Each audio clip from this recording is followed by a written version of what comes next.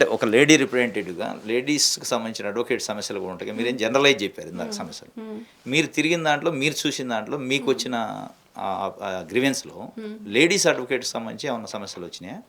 Ladies అడ్వకేట్స్కి సంబంధించి అంటే ఇప్పుడు గవర్నమెంట్ ట్రస్ట్ ద్వారా 2 లక్షలు ఇన్సూరెన్స్ ఇస్తుంది.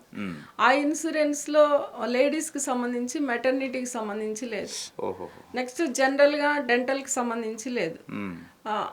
ఇవన్నీ కాకుండా ఆ 2 lakhs అనేది అసలు ఎందుకు కాదు, నార్మల్ మన గవర్నమెంట్ ఆరోగ్యశ్రీ కింద ఇచ్చే 10 లక్షలు ఉన్నది ప్రతి ఫ్యామిలీకి. అట్లనే ఇక మాకు కూడా వెల్ఫేర్ ఇది హెల్త్ కార్డ్ అనేది 10 lakhs మినిమం ఉండాలా. నెక్స్ట్ అది కూడా ఓల్డ్ ఏజ్ పేరెంట్స్ కవర్ అవ్వాలా, చిల్డ్రన్కి కవర్ అవ్వాలి.